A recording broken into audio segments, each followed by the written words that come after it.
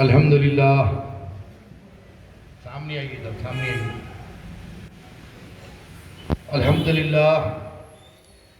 الحمدللہ نحمده ونستعینه ونستغفره ونعوذ باللہ من شرور انفسنا ومن سیئات اعمالنا من يهده الله فلا مضل له ومن يضلله فلا هادي له ونشهد أن لا إله إلا الله وأشهد أن سيدنا وشفيعنا وحبيبنا ونبينا مولانا محمدا عبده ورسوله أما بعد أعوذ بالله من الشيطان الرجيم بسم الله الرحمن الرحيم إن الله وملائكته يصلون على النبي يا أيها الذين آمنوا صلوا عليه وسلموا تسليما اللهم صل على سيدنا محمد وعلى آل سيدنا مولانا محمد وبارك وسلم شاہ نشین پر تشریف فرما مولانا سید غلام قادر قطب حسینی قادری صاحب، دیگر سامعین اکرام، نوجوان دوستو، بزرگان ملت، آج کی یہ نشست، آج کا یہ جلسہ اس ذات اقدس کی یاد میں رکھا گیا ہے جو صبح قیامت تک بھی ساری امت محمدیہ صلی اللہ علیہ وسلم ان کے احسان کا حق ادا نہیں کر سکتے۔ جلسے کا جو عنوان رکھا گیا، پیغام حسین علیہ السلام، کہ امام علی مقام نے ہم کو عرض کرب و بلا سے کیا پیغام دیا۔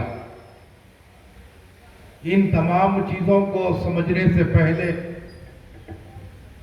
ہم کو یہ سمجھنا ضروری ہے کہ آج ہم جس کی یاد منانے کے لیے اکٹھا ہوئے ہیں اور جس کے پیغام کو سمجھنے کے لیے اکٹھا ہوئے ہیں، یہ جلسے کا انعقاد کیے ہیں، تو وہ ذات ایسی کیا ذات ہے جس کی شہادت کے 1450 سال بعد بھی آج امت محمدیہ صلی اللہ علیہ وسلم ان کی یاد منا رہی ہے۔ تو سب سے پہلے امام علی مقام، امام حسین علیہ السلام کے مقام اور مرتبے کو آپ کو سمجھنا ہوگا، تبھی جا کر آپ کو یہ بات سمجھنے آئے گی کہ یہ جلسہ کیوں رکھا گیا، امام علی مقام کا پیغام کیا ہے، اور وہ جو مکروہ ناسبی ذہنیت رکھنے والے جو ہم ان سے سوال کرتے ہیں کہ 1450 سال گزر گئے، آج بھی تم لوگ محرم کا چاند دیکھتے ہی ہر وہ خوشی کا کام بند کر دیتے ہو، اپنے آپ کو بڑے ہی سادگی میں لا دیتے ہو، کیا وجہ ہے؟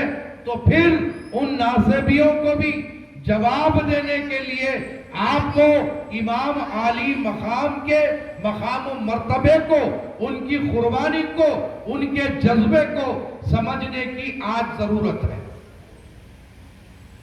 تو نبی کریم صلی اللہ علیہ وسلم نے اہل بیت اطہار کے متعلق کیا فرمایا؟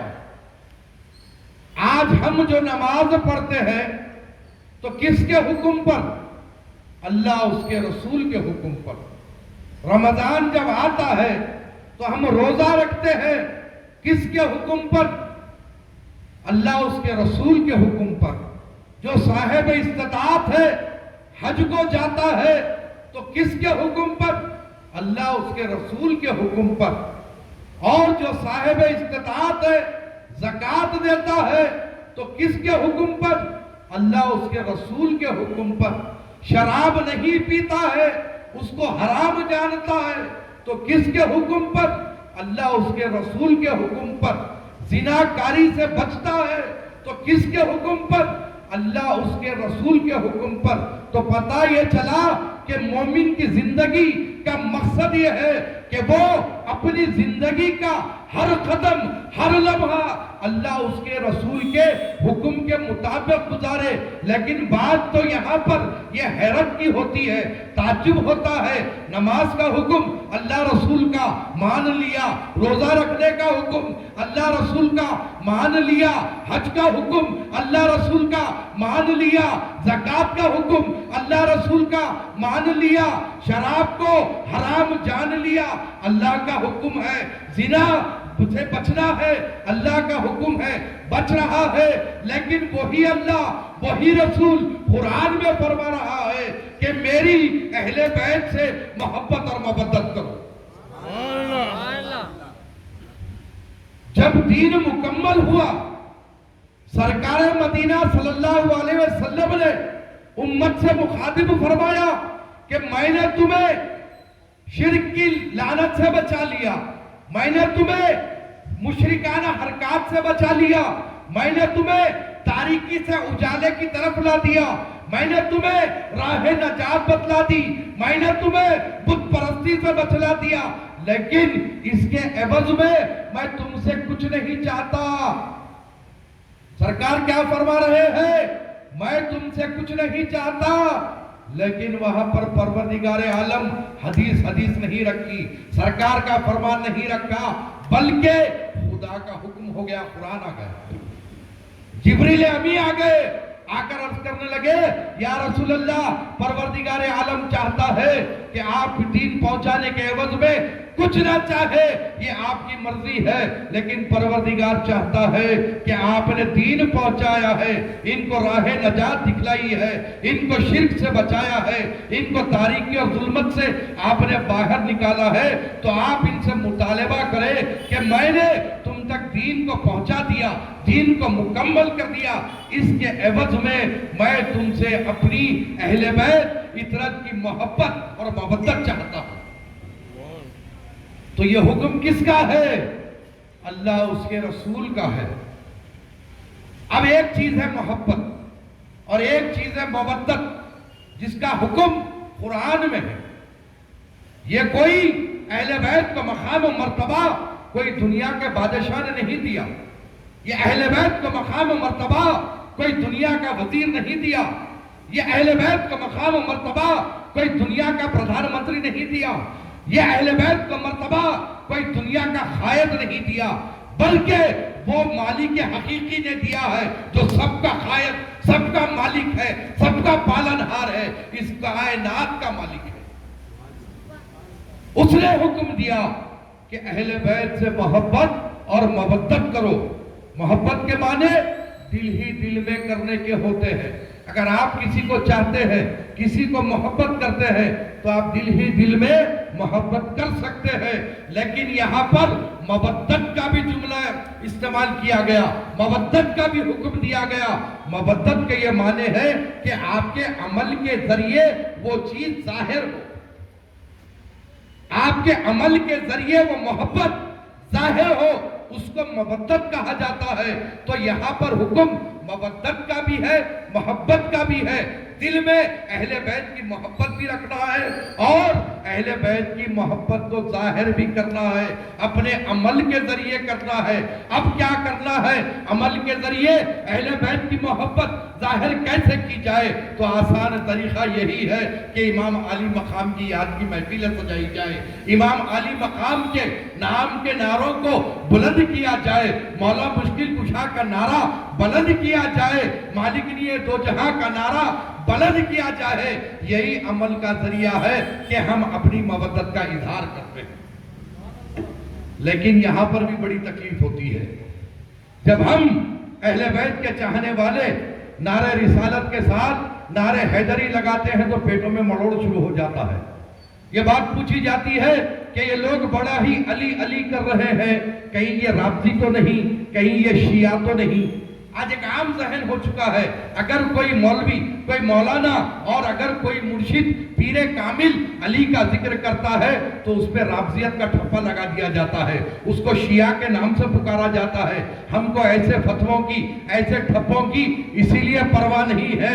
یہ تو ریت بڑی پرانی رہی، جب امام شافعی نے اہل بیت کے مناقب بیان کیے، علی علی کیا گیا تو امام شافعی کو بھی رفض کا ٹھپا لگایا گیا، امام شافعی کو بھی رافضی کہا گیا۔ جب امام اعظم ابو حنیفہ نے اہل بیت اطہار کا ذکر کیا تو انہیں بھی رافضی کہا گیا، انہیں بھی شیعہ کہا گیا۔ جب امام احمد ابن حنبل کو رافضی کا، جب وہ اہل بیت کا ذکر کرنے لگے، تذکرہ کرنے لگے، علی علی کا نعرہ لگانے لگے تو امام احمد ابن حنبل کو بھی رافضی اور شیعت کا ٹھپا لگایا گیا۔ تو معلوم یہ ہوا کہ جب تک کہ یہ جو خشک مولوی ہے، یہ جو خارجی ہے، یہ جو ناصبی ہے، یہ لوگ ہم کو جب تک کہ رافضی نہیں کہیں گے، جب تک کہ ہم کو شیعہ نہیں کہیں گے، اس بات کی گارنٹی نہیں ہے کہ ہم پکے اہل بیت کے چاہنے والے ہیں۔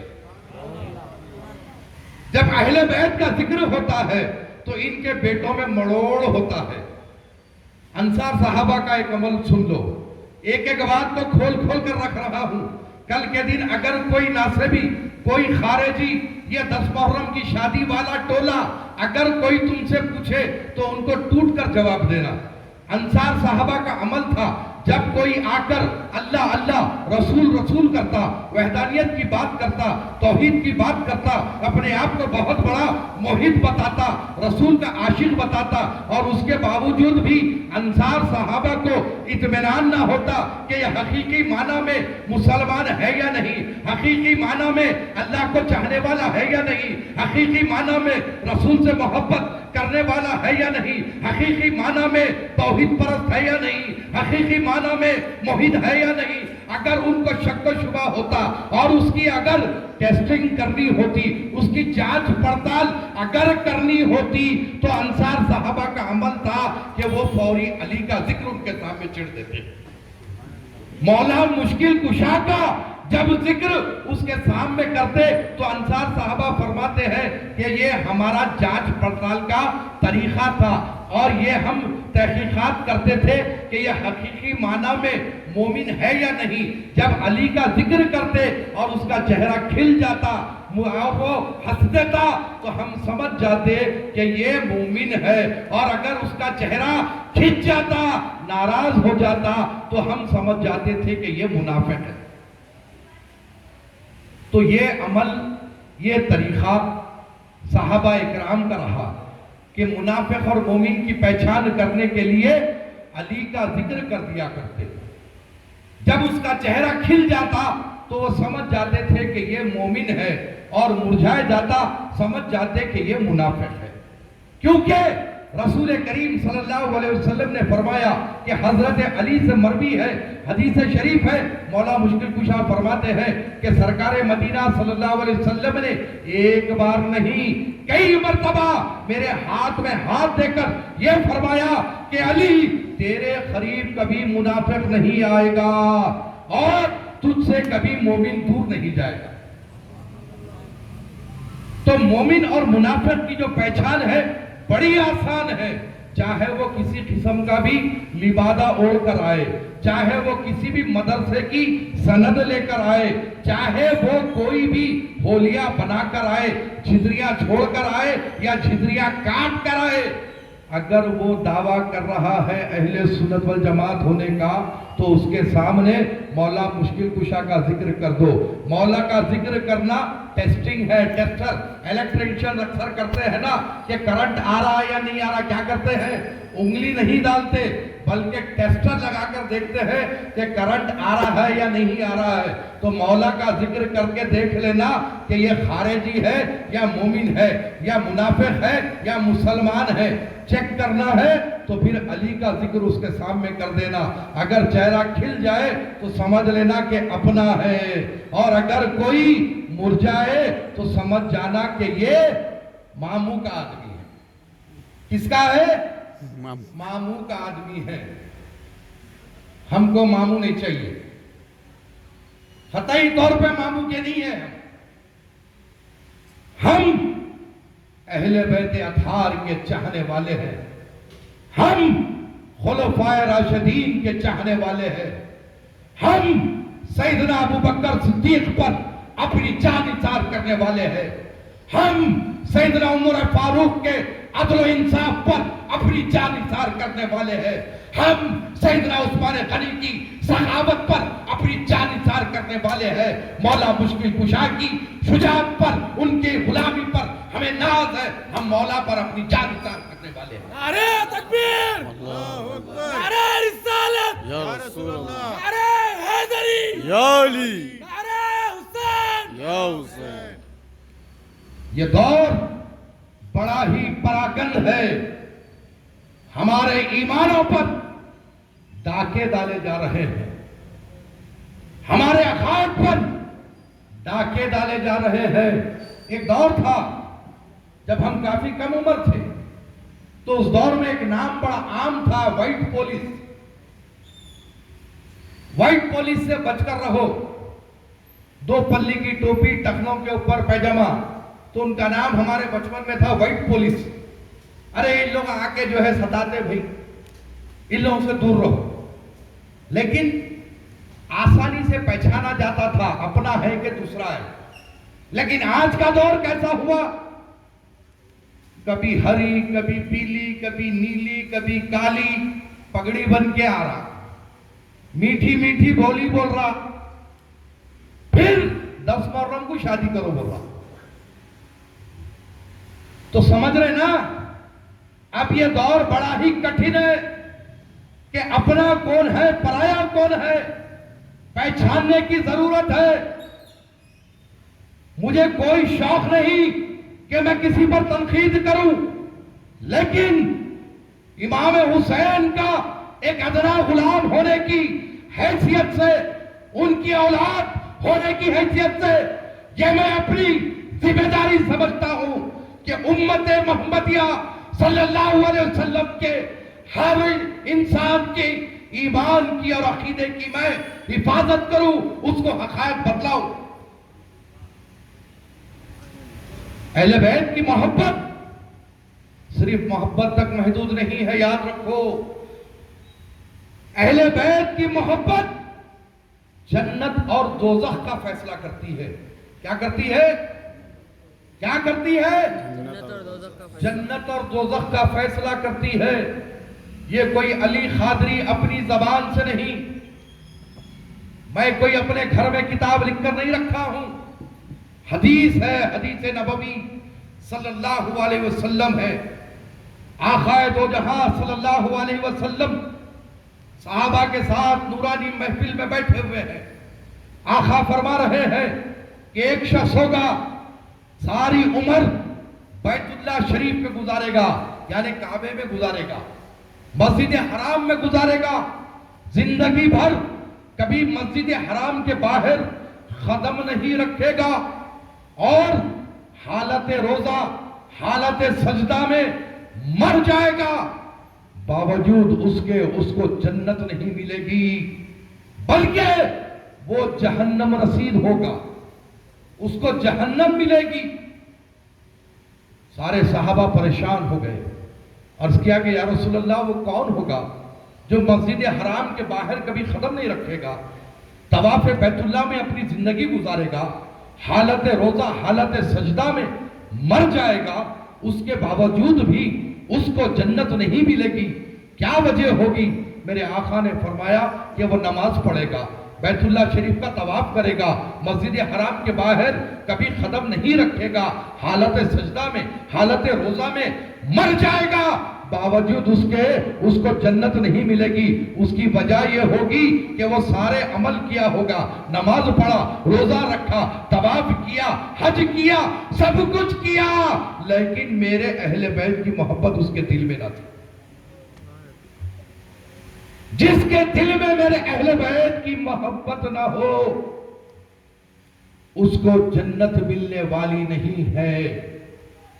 لاکھ نمازیں پڑھ لو، روزہ رکھ لو، اور اگر اہل بیت کی محبت سے آپ کا دل خالی ہے تو یاد رکھو سارے اعمال رائگاں ہو جائیں گے، بیکار ہو جائیں گے۔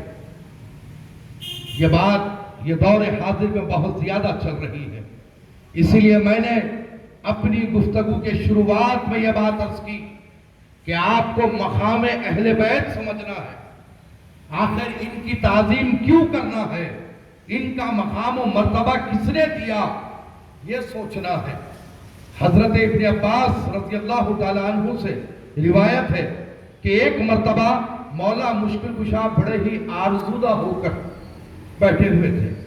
حضرت عباس گئے، پوچھا کہ کیا بات ہے علی، کیوں آرزودہ ہو، کیوں جو ہے افسردہ ہو؟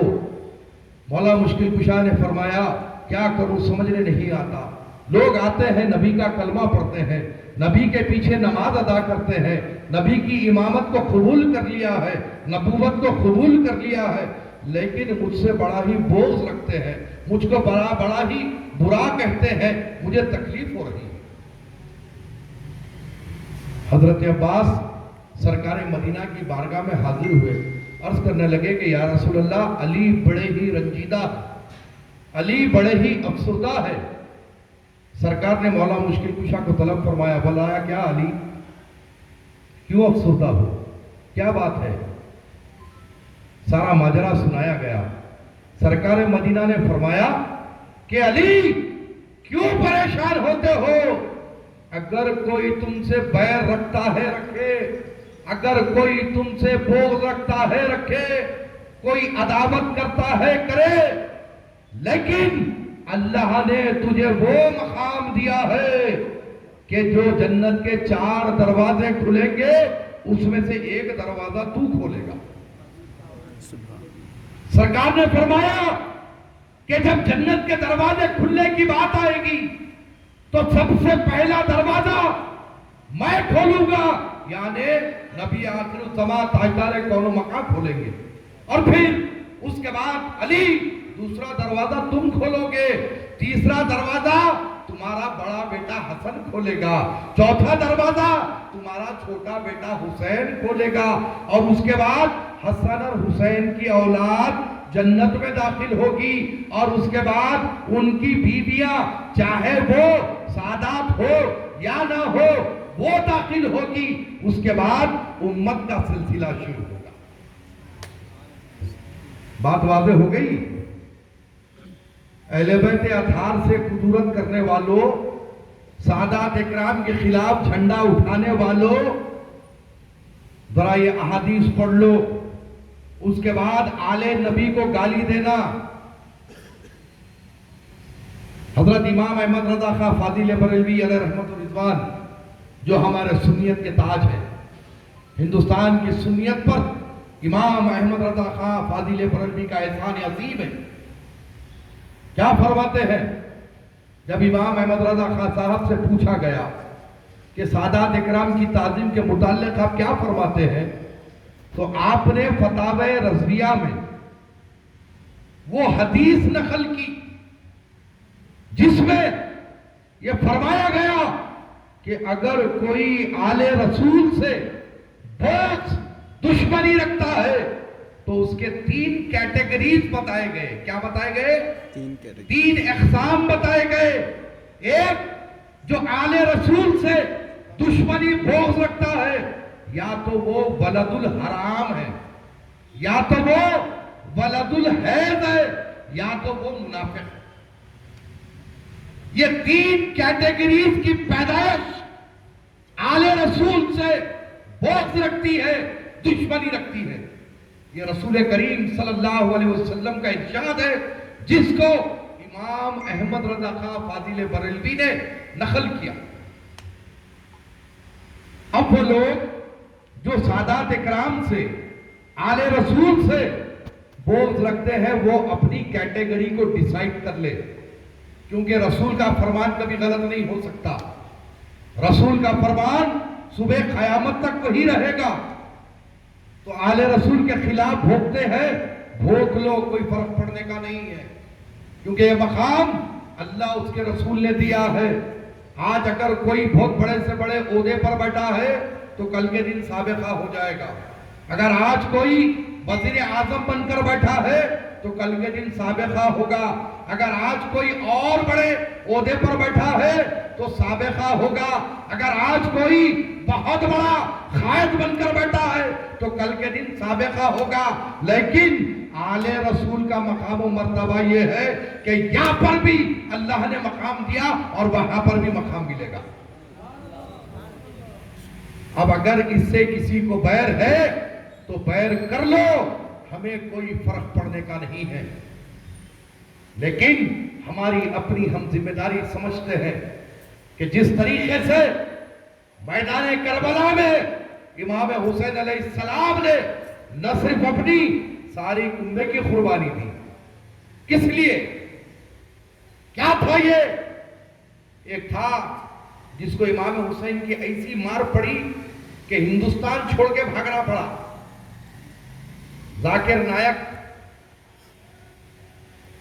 Karbala is a total political war, it is not a religious war. Karbala सियासी जंग थी, कोई इख्तिदार की जंग नहीं थी। इमाम हुसैन की ऐसी मार पड़ी कि हिंदुस्तान छोड़ के भागना पड़ा। आज हुकूमत हिंद उसको भगोड़ा कहती है। क्या कहती है? भगोड़ा। ये इमाम हुसैन की मार है। बड़ा ही नाजुक मामला है। यही नहीं, बड़े बड़े जलीलुल क़द्र सहाबा खुलफ़ाए राशिदीन ने अहले बैत अतहार के मामले में एहतियात बरता। एक वक्त की बात है कि इमाम हसन अलैहिस्सलाम सैयदना उमर फारूक रज़ियल्लाहु ताला अन्हु से मिलने गए। यहां पर लोग आजकल तखाबुल कर रहे हैं ना, दो शहजादों की लड़ाई थी मस्करे। वो यजीद शहजादा, किसका शहजादा था? कहां चले गया ईमान? गौर करो, इमाम हुसैन के मुकाबिल, मौला मुश्किल कुशा के मुकाबिल कहां मौला, कहां बनु उमय्या मुकाबला कर रहे। इमाम हसन अलैहिस्सलाम सैयदना उमर फारूक के दरबार पर गए। वहां पर सैयदना उमर फारूक के साहिबजादे भी ठहरे हुए। इमाम हसन ने पूछा कि मुझे अमीरुल मोमिनीन से मिलना है। कहा कि आप तशरीफ ले जाएं, कुछ बाहरी मुमालिक के सफर आए हैं, इसलिए मैं बाहर ठहरा हूं। तो इमाम हसन ने फरमाया कि नहीं, आप बेटे होते हुए बाहर ठहरे हैं तो मैं अंदर कैसे जाऊं? मैं अपने घर जाता हूं, बाद में मुलाकात कर लूंगा। इमाम हसन घर को चले गए। सैयदना उमर फारूक रज़ियल्लाहु ताला अन्हु का अमल देखो, बारहा बारहा उम्मत को क्या दर्स दिया है। सैयदना उमर फारूक जब बाहर तशरीफ लाए तो बेटे से पूछा कि क्या बात है, क्यों आए हो? बेटे ने अर्ज किया कि अब्बा जान, मैं तो आया और आपके इंतजार में खड़ा हुआ हूं, लेकिन हसन भी आए थे और वो चले गए। बोला कि अंदर क्यों नहीं भेजा? बोला हमने तो कहा था कि आप चले जाएं, लेकिन हसन ने कहा कि आप सफरा के साथ मसरूफ है, हम बाद में मिल लेंगे। सैयदना उमर फारूक रज़ियल्लाहु ताला अन्हु अपने घर को तशरीफ लेकर नहीं गए, बल्कि इमाम हसन अलैहिस्सलाम के घर चले गए। दस्तक दी, इमाम हसन बाहर तशरीफ लाए। बोले शहजादे, आप तशरीफ लाए थे और पलट कर चले गए। तो बोले कि नहीं, इसी कोई बात नहीं, बस मिलने आया था। आपके साहिबजादे भी तो बाहर ठहरे थे, अगर मैं पलट कर आया तो क्या हुआ? छूटते ही सैयदना उमर फारूक ने कहा कि शहजादे, कसम है उस पाक परवरदिगार की जिसके दस्ते खुदरत में मेरी जान है, मेरे बेटे के बाप जैसा आपका बाप नहीं है। आपका बाप बहुत आला है। मेरे बेटे की माँ के जैसी आपकी माँ नहीं है, आपकी माँ बहुत आला है। आपके नाना नानी जैसे है, मेरे बेटे के नाना नानी वैसे नहीं है। आप अहले बैत रसूल है, आपका मकाम व मर्तबा बहुत अलग है। सैयदना उमर फारूक ने उम्मत को दर्ज दिया अमीरुल मोमिनीन होते हुए। और एक वक्त की बात है कि बचपन का वाकया है, इमाम हुसैन अलैहिस्सलाम से आपके साहिबजादे की कुछ छटपट हो गई, खेलते खेलते लड़ाई हो गई। इमाम हुसैन ने कहा कि गुलाम हो तुम। सैयदना उमर फारूक के साहिबजादे को कहा कि तुम गुलाम हो, हमसे बदकलामी ना करो, बड़जबानी ना करो। سیدنا عمر فاروق کے بیٹے کو جلال آ گیا. تیش میں والد کے پاس گئے, جا کر کہنے لگے کہ ابا جان مجھے حسین نے نیچا دکھا دیا. بولے کیا کہا؟ تو بولے مجھے غلام کہا. تو بولے اچھا حسین نے تمہیں غلام کہا؟ بولے ہاں غلام کہا. چلو حسین سے پوچھتے ہیں. بچپنا تھا, تیش میں مولا مشکل کشا کے گھر پہنچ گئے, دستک دی. مولا مشکل کشا باہر تشریف لائے. تشریف لانے کے بعد جب پوچھا تو یہ معاملہ سنایا تو مولا فرمانے لگے کہ بچوں کا معاملہ ہے عمر, چھوڑ دو. سیدنا عمر فاروق نے کہا کہ علی مجھے آپ سے بات نہیں کرنی ہے, مجھے حسین سے بات کرنی ہے. جب یہ کہا تو امام حسین کو طلب کیا. امام حسین باہر تشریف لائے. لانے کے بعد سیدنا عمر فاروق نے پوچھا شہزادے کیا آپ نے میرے بیٹے کو کیا کہا؟ امام حسین جھوٹ نے فرمایا کہ ہاں میں نے غلام کہا. سیدنا عمر فاروق یہ پوچھا کہ آپ نے غلام کہا؟ بولے ہاں میں نے غلام کہا. سیدنا عمر فاروق نے فرمایا کیا کہا وہ لکھ کر بھی دو گے؟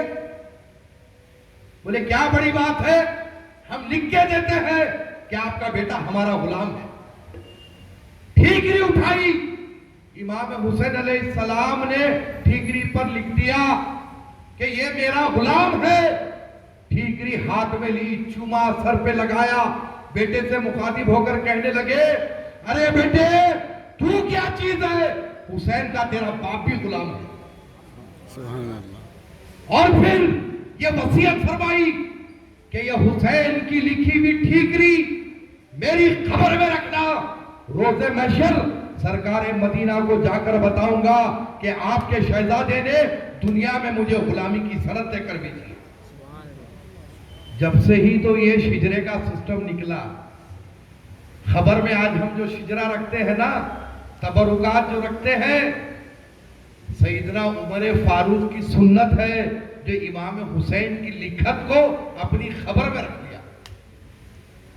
ارے یہ امام علی مقام اور اہل بیت اطہار کا مقام و مرتبہ ہے. آج کس ڈگر پر جا رہے ہو؟ ارے تم جا رہے ہو جہنم رسید, جاؤ, لیکن معصوم مسلمانوں کو کیوں بھٹکا رہے ہو؟ ان کے ایمان پر, ان کے عقائد پر کیوں ڈاکے ڈال رہے ہو؟ یقیناً ہر صحابی کی تعظیم ہم پر لازم ہے, لیکن محبت اور مودت کا حکم جو ہے وہ اہل بیت اطہار کے لیے اللہ اس کے رسول نے دیا. امام احمد ابن حنبل فرماتے ہیں کہ مولا مشکل کشا کی شان میں جتنے احادیث آئے ہیں کسی صحابی کی شان میں اتنے احادیث نہیں آئے. ایک ایک فضائل ایسے بیان کیے گئے, اس کے بعد بھی انو بڑے, انو چھوٹے, انو پہلے, انو دوسرے. ارے آپ ہم کون ہوتے ہیں تقابل کرنے والے؟ یقیناً صحابہ کا مقام و مرتبہ اپنی جگہ, لیکن اہل بیت سے کسی کا تقابل نہیں ہے. گھر والے ہوتے ہیں, ان کا تقابل کسی سے نہیں کیا جا سکتا. آیت مباہلہ کے وقت حضور پاک نے صاف صاف انداز میں بتلا دیا. جب مباہلے کی بات آئی تو مولا مشکل کشا مالک نے دو جہاں امام حسن امام حسین سرکار ساتھ لے کر جا رہے ہیں. آیت تطہیر جب اتری, چادر کی بات آئی, مالک نے دو جہاں مولا مشکل کشا امام حسن امام حسین یہ میری اہل بیت ہے. بی بی ام سلمہ جو سرکار کی زوجہ تھی سامنے ٹھہری ہوئی ہے, پوچھ رہی ہے یا رسول اللہ کیا میں اس چادر میں آ سکتی ہوں؟ سرکار فرما رہے ہیں خبردار, تمہارا مقام اپنی جگہ ہے لیکن اس چادر میں نہیں آنا. واضح طور پر مقام ہر جگہ سرکار مدینہ نے اپنی اہل بیت کو فرماتے گئے. یہی نہیں, جب غدیر خم میں سرکار مدینہ صلی اللہ علیہ وسلم نے مولا مشکل کشا کا ہاتھ پکڑ کر من کنتم مولا نہیں فرمایا, پہلے یہ پوچھا کیا تم مجھے اپنا آقا مانتے ہو؟ تمام صحابہ سے سارے صحابہ ایک آواز میں کہنے لگے ہاں یا رسول اللہ ہم آپ کو آقا اپنا مولا سب کچھ مانتے ہیں. اس کے بعد فرمایا گیا کہ من کنتم مولا فازا علی مولا, میں جس کا مولا علی اس کے مولا. انا مدینۃ العلم علی بابوا, لحمی کا لحمی میرا گوشت علی کا گوشت, میرا خون علی کا خون, میں علم کا شہر ہوں علی اس کے دروازہ ہے. اب اگر کوئی اپنے آپ کو عالم کہتا ہے اور علم کے شہر میں داخل ہونا ہے تو اس کو دروازے پر جانا پڑے گا، مولا کی چوکھٹ پر جھکنا پڑے گا۔ دیوار کود کے آیا تو کیا بولتے اس کو؟ چور، کیا بولتے؟ چور، چور بولتے۔ دھب، تو اسی لیے کہا جا رہا ہے کہ عالم بھی دو قسم کے ہو گئے ہیں، ایک مولا کی چوکھٹ سے گزرنے والا، ایک دیوار کود کے آنے والا۔ دیوار کود کے آنے والا کیا بول رہا؟ 10 محرم کو شادی کر سکتے، کچھ بھی نہیں ہوتا، کرو، ان کے بابا جس دن مرے ان کے گھر میں شادی کرو۔ مختصر موٹی سی بات ہے، ہم جب گھر میں نسبتیں شادیاں طے کرتے ہیں کیا ہوتا ہے؟ اتفاقی طور پر اگر کوئی تاریخ ٹکرا جائے تو گھر کے بڑے بزرگ کہتے ہیں کہ نہیں نہیں، فلاں دن ہمارے والد کی برسی کا دن ہے، ہم اس دن شادی نہیں کریں گے، والدہ کی برسی کا دن ہے، اس دن شادی مت رکھو۔ یہ ہوتا ہے نا ہمارے پاس۔ امام علی مقام وہ احسان عظیم جو دین کا نہج بدلنا چاہتے تھے، اپنے کنبے کو قربان کیا، اور یہی نہیں، رسول پاک صلی اللہ علیہ وسلم کی حیات طیبہ میں جو شہادت کا پہلو ادھورا تھا، امام حسین علیہ السلام نے اپنی شہادت سے پورا کیا۔ جو شہادت کی جو اہمیت، جو عظمت ہے، وہ یہی ہے۔ احد کے میدان میں حضور پاک صلی اللہ علیہ وسلم کے شہادت کے 3 اقسام پورے ہو چکے تھے۔ آپ کے دندان مبارک شہید ہوئے، آپ کے ایڑی مبارک لہو لہان ہوئی، آپ کو غش طاری ہوا، وفات نہیں ہوئی۔ کیوں؟ اللہ تعالیٰ نے قرآن میں وعدہ فرمایا تھا کہ اے حبیب، کوئی انسان تمہاری جان تک نہیں آ سکتا۔ اگر رسول مکرم کی شہادت ہوتی تو اللہ کا وعدہ جھوٹا ہو جاتا، لیکن وہ شہادت کا باب ادھورا تھا۔ عرض کرب و بلا میں امام حسین نے وہ شہادت کے باب کو پورا کیا۔ اسی لیے شہادت کی اہمیت ہے۔ یہ ظاہری شہادت امام حسین کی ہے، لیکن باپ کی تکمیل حیات طیبہ کی ہے۔ یہ باتوں کو سوچو، غور کرو۔ ارے ایسے ویسوں کی، ناصبیوں کی، خارجیوں کی محفلوں میں بیٹھ کر اپنے عقائد کو خراب مت کرو۔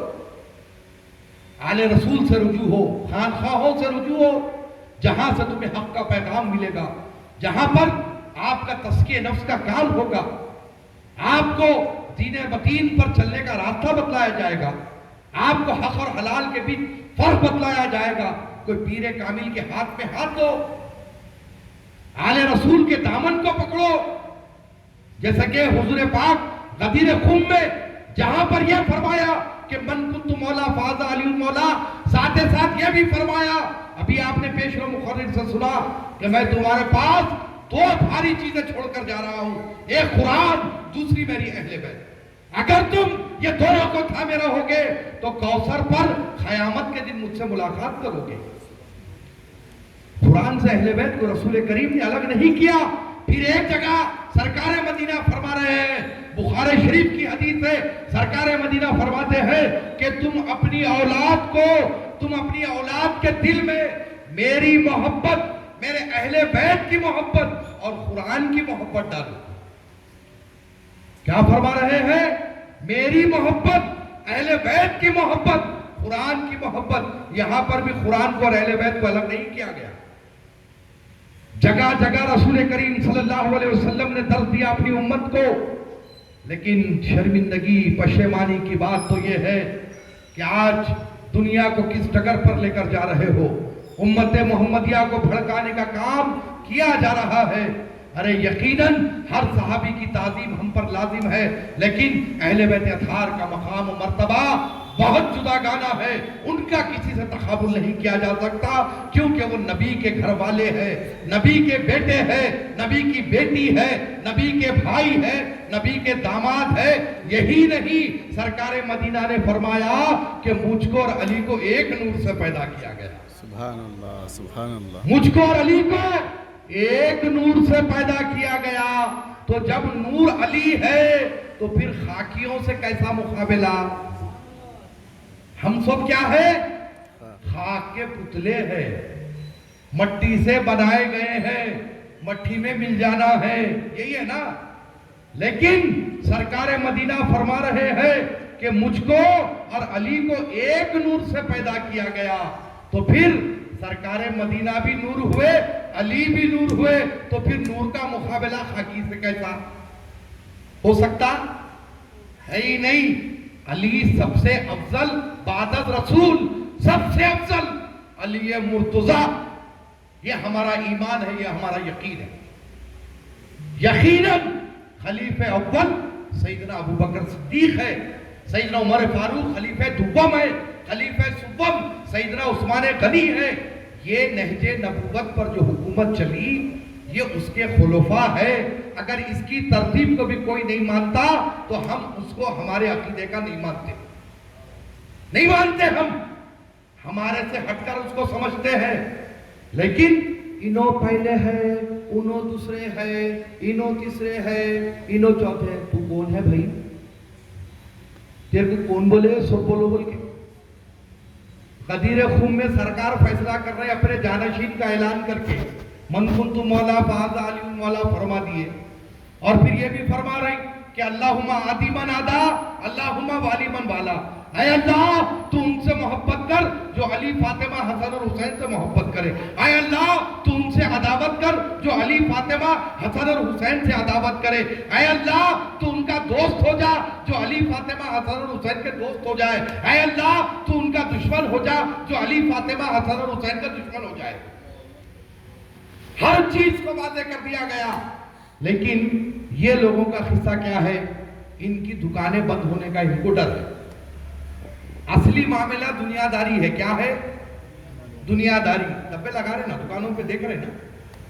اب ان لوگوں کا بھی آ گیا نمبر، اب آ گئے نہیں ہے کہ راڈر پہ مرکزی حکومت پیچھے پھر رہی ان لوگوں کے. اب ڈبے لگا رہے سے 10 محرم کی شادی معلوم ہوتا. تو یہ جو ہے اپنی دنیا کو حاصل کرنے کے لیے اب ان لوگوں کو یہ ڈر اور خطرہ رہتا، ارے اتنے اہل بیت کے مناقب بیان کر دیے تو پھر ہماری دکان کہاں سے چلیں گی؟ گاؤں سے آیا، مدرسے میں پڑھا، دال کھانا کھایا، داڑھی چھوڑ لیا، شملہ بن لیا، اس کے باوجود ایک آدمی آ کے ہاتھ میں چمرا بھی میرا اللہ پلیز آؤ میرے مرید ہو جاؤ، مرید ہو جاؤ بولے بھی تو کوئی بھی نہیں ہو رہا. جو جا رہا آل رسول کے پاس، جو جا رہا آل رسول کے پاس. ان لوگوں کو پریشانی. اسی لیے آل رسول کے خلاف مورچہ کھولتے، الزامات لگاتے. کچھ بھی کر لو ہماری قسمت میں ہے. یہ الزام تراشی ہماری قسمت میں رہی، ظلم و زیادتی سادات کی قسمت میں رہی.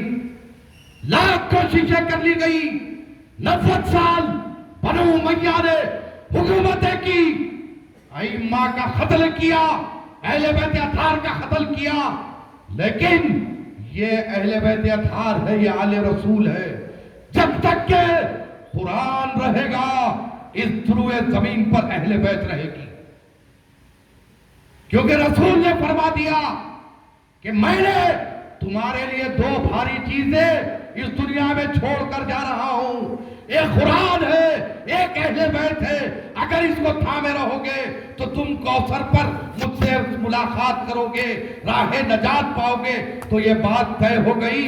ہزاروں یزید جس دنیا میں پیدا ہو جائے، ہزاروں شمر پیدا ہو جائے، ابن زیاد پیدا ہو جائے، لیکن اہل بیت اطہار اللہ کے نام پر قربان ہوتی ہے. اہل بیت اطہار اللہ کے نام پر اپنے آپ کو فدا کرتی ہے.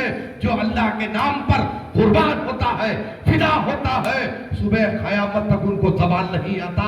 وہ قیامت تک باقی رہیں گے، قائم رہیں گے. یزید آئے گئے جاتے رہیں گے، ان کی نسلیں برباد ہوتی رہے گی.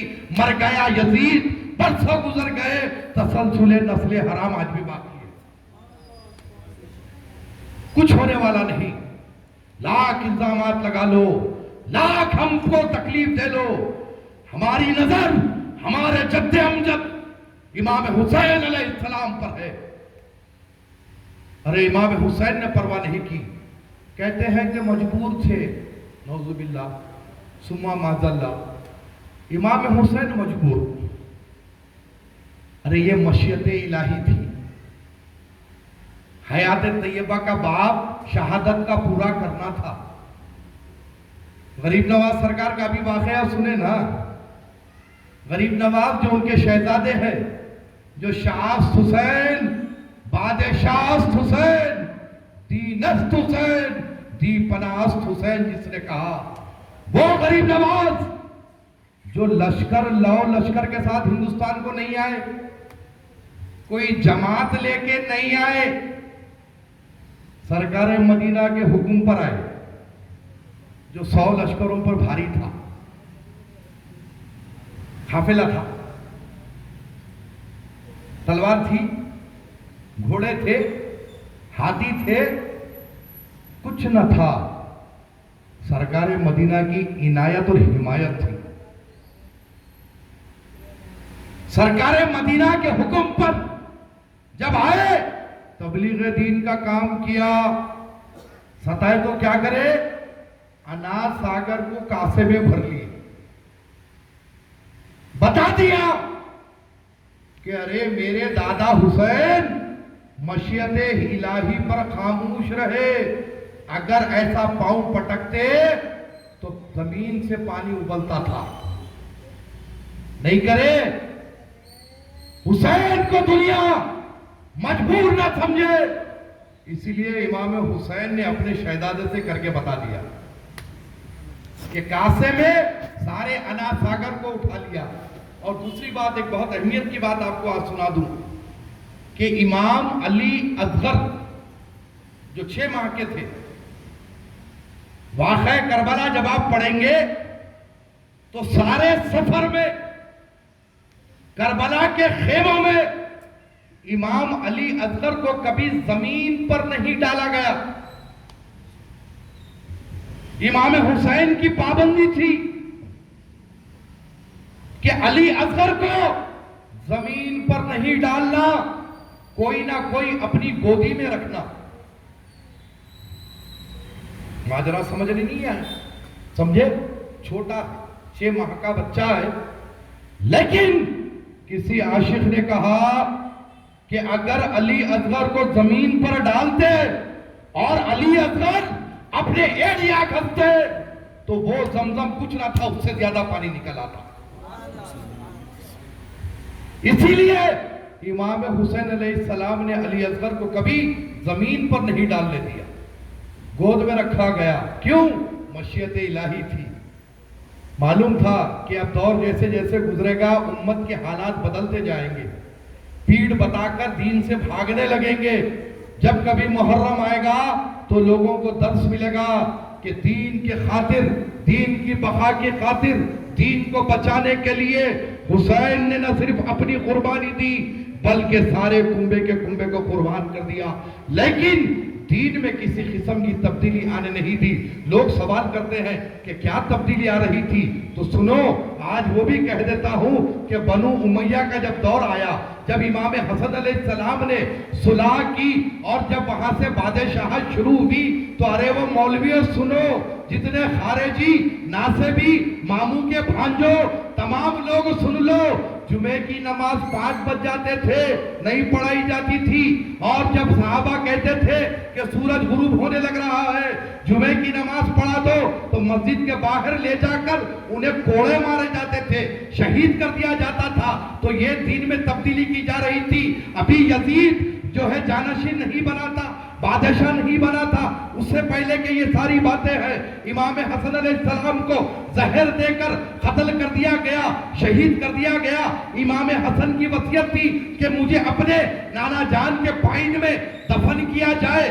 بی بی عائشہ صدیقہ اماں جان سے جا کر جب اجازت لی گئی، بی بی اماں جان نے، عائشہ صدیقہ نے اجازت دے دی، باوجود اس کے اتنے تیرے چلائی گئی کہ لاش سے خون کے فوارے بہنے لگے. امام حسن کا کفن 2 بار بدلا گیا. ٹائم ہوتا بولو. اس کے بعد امام حسین نے یہ فیصلہ کیا کہ ہم کوئی لڑائی جھگڑا فساد نہیں چاہتے. امام حسن نے اسلام سے فساد کو ختم کرنے کے لیے صلح. آج ان کی تدفین کے لیے ہم فساد نہیں چاہیں گے، لہذا ہم اپنی ماں کے پائن میں دفن کریں گے. تو آج امام حسن کی جو مزار مالک 2 جہاں کے جو پائن میں ہے، جنت البقیع میں، اس کی وجہ یہ ہے. تو بنو امیہ نے یہ ظلم اور یہ زیادتیاں کی. ذرا کسی کا ڈیفینڈ کرنے سے پہلے سوچ لیا کرو کہ کس کو ڈیفینڈ کر رہے ہو, کس کو بچانے کی کوشش کر رہے ہو, کس کو کلین چٹ دینے کی کوشش کر رہے ہو. ارے جو آل رسول, اہل بیت رسول کے دشمن گزرے, جو آل رسول کے خون سے جن کے ہاتھ رنگے ہوئے ہیں, آج ان کو تم لوگ مقام و مرتبہ دینے کی کوشش کر رہے ہو. یاد رکھو روز محشر سرکار مدینہ کو صورت بتلانا ہے. سرکار مدینہ نے اپنے شانوں پر بٹھا کر اپنے نواسوں کو خوش کیا. جب کبھی بھی صحابہ یہ کہتے ہیں کہ ہم سرکار مدینہ صلی اللہ علیہ وسلم کے کبھی گھٹنوں سے اوپر اپنے سر کو نہیں لے جایا کرتے تھے, لیکن حسنین کریمین کا وہ معاملہ تھا کہ سرکار انگلیاں پکڑتے تو آپ لوگ پیروں سے چڑھتے چڑھتے پیٹ پر آتے, پھر سینے پر آتے, پھر شانوں پر آتے, پھر سر مبارک تک پہنچ جاتے. وہ حسین ابن علی, وہ امام حسن ابن علی, جس کے متعلق سرکار نے فرمایا کہ یہ نوجوانان جنت کے سردار ہیں, ان کے ساتھ ایسا سلوک کیا گیا. آج ان کو بچانے کی کوشش کر رہے ہو. پھر آخری واقعہ سنا کر اپنی گفتگو کو ختم کرتا ہوں کہ حسنین کریمین کو صرف چاہت ہی نہیں تھی بلکہ رسول مکرم صلی اللہ علیہ وسلم کے مشابہ تھے. جب حضرت بلال حبشی سرکار مدینہ کی تشریف فرمائی کے بعد, پردہ فرما لینے کے بعد مدینہ منورہ چھوڑ دیا, کچھ دنوں کے بعد حضرت بلال حبشی نے خواب دیکھا, حضور کی زیارت ہوئی. حضور نے فرمایا کہ کیا بلال تم ہم سے ملنے نہیں آؤ گے؟ حضرت بلال روتے روتے مدینہ منورہ آئے. لوگوں نے خواہش کی کہ بلال اذان دے دو. بلال نے کہا کہ اب وہ اذان میں رقت پیدا نہیں ہوگی, کیونکہ میں سرکار کے چہرے انور کو دیکھ کر اذان دیتا تھا تو وہ رقت آیا کرتی تھی, اب وہ رقت پیدا نہیں ہوگی. صحابہ نے کہا کہ ٹھیک ہے, ہم دونوں شہزادوں کو بلاتے ہیں, ان کو سامنے ٹھہراتے ہیں. حضور ان سے بہت محبت کیا کرتے تھے. جا کر حجرہ فاطمہ پر دونوں شہزادوں کو آواز دی اور لا کر سامنے کھڑا کیا. بلال نے اذان پکارنا شروع کی. سارے مدینے میں کوہرام مچ گیا کہ بلال کی وہ رقت کیسے پلٹ کر آ گئی, بلال کی آواز میں وہ درد کیسے پلٹ کر آ گیا. ہنگامہ برپا ہو گیا. بلال کی آواز سننے کے لیے لوگ اپنے گھروں سے نکل پڑے. کچھ لوگ تو یہ کہنے لگے کیا سرکار مدینہ واپس تشریف لا چکے ہیں کہ آج بلال کی آواز میں وہ رقت و درد پھر پلٹ کر آ گیا ہے. جب بلال کی اذان مکمل ہوئی, بلال سے پوچھا گیا کہ اے بلال یہ بتا دو کہ تم سرکار مدینہ کے دور میں جس انداز میں رقت بھری ادا دیتے تھے, جس انداز میں تمہاری آواز میں درد ہوا کرتا تھا, آج کیسے پیدا ہو گیا؟ بلال کہنے لگے کیا بتاؤں قسم ہے اس پاک پروردگار کی, جب یہ دونوں شہزادے میرے سامنے آ کر کھڑے ہو گئے تو مجھے ایسے دکھ رہا تھا کہ کبھی حسن میں سرکار نظر آتے تو کبھی حسین میں سرکار نظر آتے. مجھے ایسے محسوس ہی نہیں ہوا کہ میرے سرکار پردہ کر چکے ہیں, بلکہ میرے سرکار میرے سامنے کھڑے ہیں. سبحان اللہ, سبحان اللہ. تو یہ تھا حسنین کریمین اہل بیت اطہار کا معاملہ. اپنے آپ کو سرکار کی غلامی میں مشغول رکھو, اہل بیت اطہار کی محبت کو اپنے دلوں میں کوٹ کوٹ کر بھرو, تاکہ کل کے دن ہم زام کے ساتھ روز محشر سرکار کی بارگاہ میں پیش ہو جائیں کہ آقا آپ کے حکم کے مطابق ہم نے آپ کی اہل بیت سے محبت بھی کی, مودت بھی کی. رسوا ہونے کی ضرورت نہیں ہے. اگر ان سے منہ پھیر لوگے, یاد رکھو دنیا میں بھی رسوا ہوں گے, آخرت میں بھی رسوا ہوں گے. مثالیں مل رہی ہے, مثالیں مل رہی ہیں. جو اہل بیت کے معاملے میں بولا دھوبی کا کھدا ہو گیا, گھر کا نہ گھاٹ کا. ہم کو سرکار کے در کے کتے بن کے رہنا ہے, پالتو کتے بن کے رہنا ہے, ان کے در کی ہڈی ہم کو کھانا ہے. ارے اصحاب کہف کے چوکھٹ پر اللہ کے ولی تھے نا, کون تھے؟ اللہ کے ولی تھے. جب ان کی حفاظت کے لیے کتا ان کی چوکھٹ پر بیٹھ گیا تو اللہ تعالیٰ اس کی شکل بدل کر اسے جنت میں داخل کرے گا. ہم تو رسول کریم کے امتی ہے, اشرف المخلوقات ہے. جب تم کسی اللہ کے ولی کی چوکھٹ پر بیٹھو گے, آل رسول کی چوکھٹ پر بیٹھو گے, یقین جانو ان کی چوکھٹ کے صدقے میں جنت میں داخل ہو جاؤ گے. یہ جتنے بدعقیدے خارجی ناصبی ہے ان کو چھوڑو، یہ جہنم رسید ہوں گے. قیامت کے دن جب سورج سر پر ہوگا، پسینے میں گردن تک ڈوبے ہوں گے، نفسی نفسی کا دور ہوگا، تو ہم سرکار کی کالی کملی کے سائے میں رہیں گے. ہم سکون سے کوثر کا پیالہ پیتے رہیں گے، کبھی مولا مشکل کشا کے ہاتھ سے، تو کبھی حسنین کریمین کے ہاتھ سے، تو کبھی سرکار مدینہ کے ہاتھ سے. ہم مزے کریں گے، یہ لوگ جلتے رہیں گے. جیسے کہ کسی شاعر نے کہا کہ کیا ہے وہ شعر، تم مسکرائے رہو تو بس ہے، جلا کرے ہم سے جلنے والے، تم مسکرائے رہو تو بس ہے. ہم اس دن مسکراتے رہیں گے، یہ لوگ جلتے رہیں گے. بارگاہ رسالت میں آپ صلی اللہ علیہ وسلم میں سلام کے لیے کھڑے ہو جائیں، سلام پیش کیا جائے.